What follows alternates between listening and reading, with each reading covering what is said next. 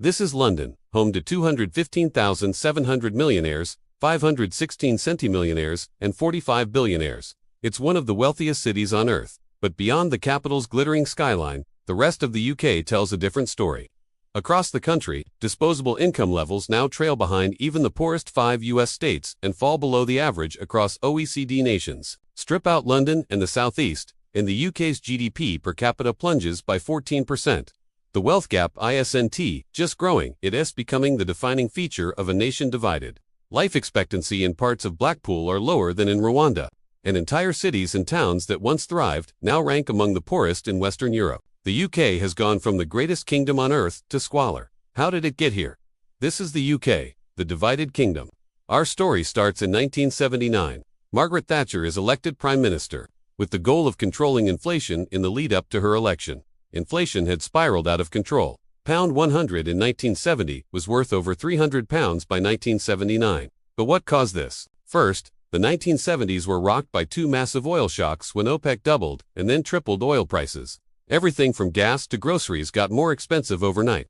At the same time, wages kept rising as powerful trade unions demanded more pay to keep up with the rising prices, creating a vicious cycle of rising prices, leading to rising wages, leading to rising prices, and so on. Add to this loose monetary and fiscal policies leading to tons of money floating in the economy, and you have a recipe for disaster. Guided by Chancellor Geoffrey Howe and hardline monetarists like Keith Joseph and Alan Walters, Thatcher had made inflation enemy number one. To fight it, her strategy was simple. First, reduce the money supply. The Thatcher government set out to strangle money supply, cutting sterling M3 growth from 12% a year to just 6% by 1984. Second, interest rates. In June 1979, she increased rates from 12 to 14%, then again to 17% in November, the highest in the history of Britain. The idea was simple enough. Make borrowing expensive, slow down credit, and choke off inflation. Although this helped stamp down inflation, a stronger pound made British exports uncompetitive abroad, while sky-high borrowing costs crippled businesses at home. Manufacturers couldn't invest, couldn't expand, and in many cases couldn't even keep the lights on. And the third thing was government spending. The Thatcher government aimed to cut public sector borrowing requirement from 4.7% of GDP in 1979 to just 1.5% by 1983. Concurrently, while in the middle of a recession, they did the unthinkable. They raised taxes, but Britain was already in trouble. More than 2 million people were out of work, and every month another 100,000 were joining the unemployment lines. It was so shocking that 364 economists signed a letter to the Times, saying the policy had no basis in economic theory. So the question was, did it work? Well, yeah. Although extreme, inflation decreased from 13% in 1979 to 5% by 1983. But at what cost? High interest rates, a strong pound, and spending cuts crushed manufacturing towns across the United Kingdom. Britain's industrial base was gutted, and regional inequality began to take shape. Meanwhile, London was living a very different story, predominantly a service-based economy. London, unlike much of the UK, was able to hold on. By the mid-1980s, joblessness in Northern England, Scotland, and Wales all pushed past 15%, while the South East and London stayed under 10%. But why was this the case? Enter the Big Bang deregulation package. Thatcher had a vision of transforming London into a financial superpower. Through deregulation, fixed commissions and exchange controls were scrapped. The single capacity rule ended. Foreign ownership welcomed and electronic trading unleashed. The result, international banks poured in £450 million into the city. 1,500 new millionaires were minted, and London cemented itself as the world's dominant financial center. On paper, the UK looked like it had gone through a renaissance at the end of Thatcher's first year in office. GDP was around 1 trillion Great Britain pounds, but when she left in 1990, it was 1.4 trillion GBP. GDP per capita also rose from £15,500 to £19,900 by 1990. Britain was richer, but this data doesn't show the whole picture. During the same period of time, the Gini coefficient, a measure for inequality, increased from 25 to 35, meaning while GDP per capita rose by 30%, inequality rose by 40%. So although Britain was richer, it was becoming more unequal. This was partly due to the extreme cost of Thatcher's policies on Britain's industrial base. For example, in 1979, manufacturing accounted for nearly 30% of the UK's GDP, and by 1990 it fell to 16%. Concurrently, manufacturing employment fell by nearly 40% from 1979 to 1993. So yes, GDP rose. GDP per capita increased. But if you didn't live in London, it wasn't so obvious. The services industry grew, but other industries declined as the UK wanted to rejig its economy. Another way to examine the impact of shifting industries is the relationship between direct and indirect jobs created. Basically, if you open a factory selling widgets, you might hire 100 people directly. But to make your widgets, you need steel or electricity and distributors and more. Your factory, therefore, might support an additional 300 indirect jobs, giving a ratio of 1 direct job to every 3 indirect jobs. If we look at banking, the total is around 200 indirect jobs per 100 direct jobs, a ratio of 1 to 2. But if we look at iron manufacturing, the total is over 900 indirect jobs per 100 direct jobs, a ratio of 1 to 9. In fact, if we look at the financial services industry broadly, the ratio is around 1 to 3.6, which sounds great, but when you compare it to other industries like utilities, durable manufacturing, and non-durable manufacturing, it isn't, and this is one of the reasons that service-based industries lead to higher GDP, but increase inequality as earnings become more concentrated among a smaller group of individuals. But this isn't simply about job creation, it's also about wages and benefits. Manufacturing jobs tended to be characterized by formal employment agreements with strong benefits, retirement plans, paid holidays, insurance, and sick leave. Alternatives for the majority low-skilled manufacturing workforce did not have these characteristics. As such, studies show that the shift away from manufacturing led to an increase in inequality. And as a reminder, the UK's industrial base is deeply regionalised, so although there might be jobs and wage growth in the south, pockets that historically relied on out-of-favour industries became hollowed out, and today, not a single region in the UK, north of London, has a GDP per capita higher than the UK average. Let that sink in. That means that every region in the UK, excluding London and the southeast, is poorer than the average of the UK. Real quick, over 96% of you aren't subscribed, so if you've been watching for a while, join the 4%. It's free and helps the channel. Now back to the video. As cities become poorer, people begin to move to wealthier ones in search of greener pastures. It's only natural. In fact, this phenomenon is studied the world over. As such, as London began to grow, many economists believed that there would be a significant migration to the big city from other parts of the United Kingdom. But they were wrong, even though people in the UK moved between regions at a higher rate than other G7 countries. London is the exception. In fact, Britons move away from London more than they move to London. London is one of the only cities in the UK with a negative internal mobility rate. But how does that make any sense? Especially when you take into account that median household incomes in London are 14% higher than the UK. Isn't it obvious to move? Well, not if you take into account living costs. When you factor in housing, household incomes are only 1% higher in London. So unless you are in the top quartile of earners, it absolutely makes no sense to move. Housing in London is nearly 2 times greater than the UK average.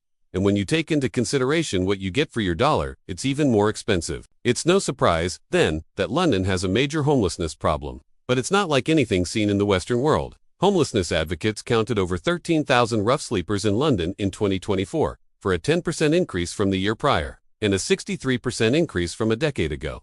Overall, 2% of Londoners are considered homeless. Compare that to New York at 0.8%, Toronto at 0.5%, Paris at 0.3%, Berlin at 0.3%, and Amsterdam at 0.2%. London is in a league of its own. One of the reasons for housing struggles is the right to buy scheme that Margaret Thatcher introduced in 1980. The idea was to privatize social housing by allowing tenants who lived in these homes to purchase them at a discount from the government. And these discounts were steep. Initially, 33% for houses and 50% for flats, which was later raised to 70%. Now, many conservative-minded folks might say this sounds like a good idea, but I assure you, it is absolutely not. The government was basically allowing people to buy properties at steep discounts to market value, without any promise of ensuring that housing stock would remain affordable. This policy would economically benefit the current generation at the expense of future generations.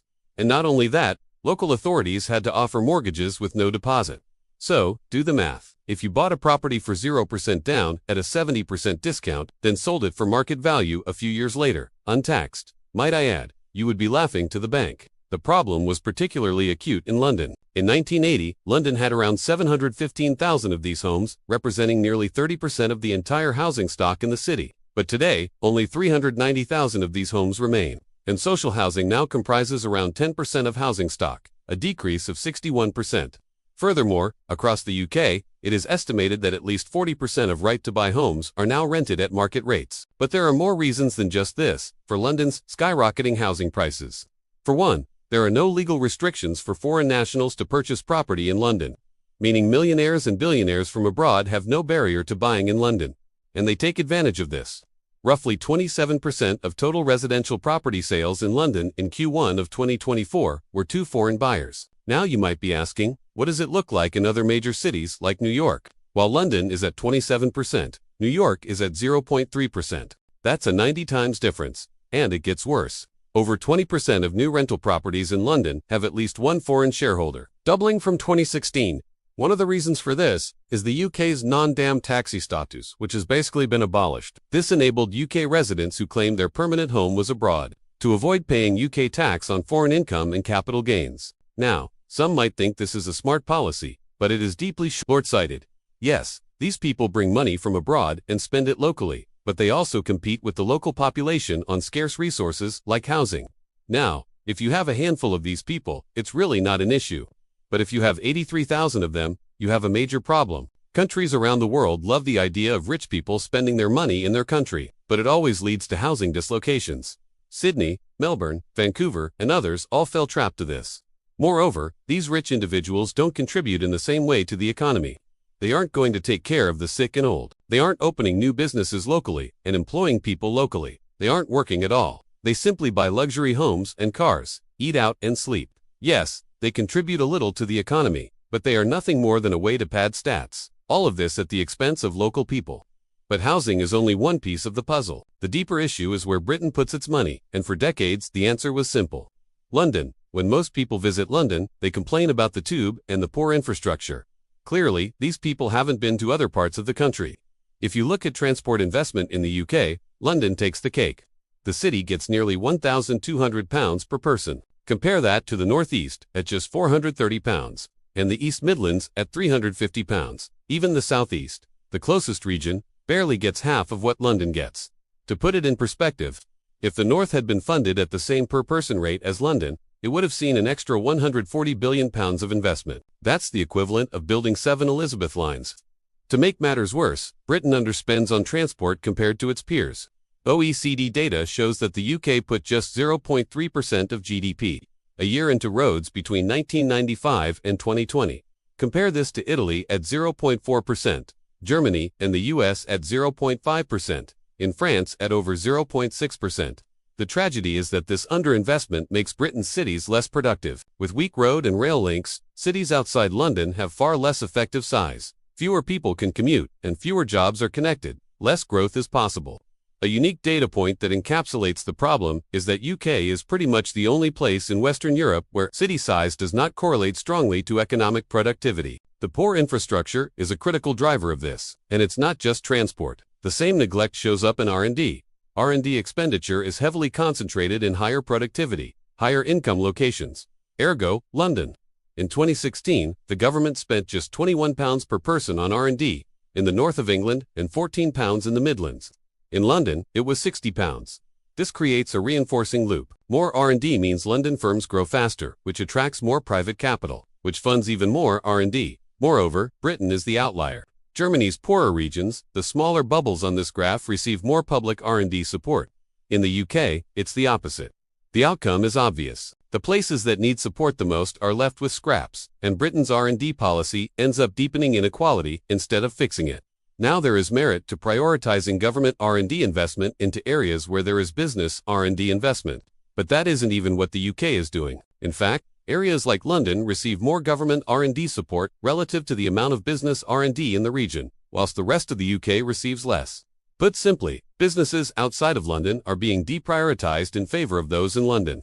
Just another reason the UK revolves around London, and the quality of life is deteriorating. The United Kingdom is a shell of its former self. What once was a prosperous country has become a mostly vestigial nation with a single thriving city. Tony Blair once promised that the kaleidoscope has been shaken. The pieces are in flux. Soon they will settle again.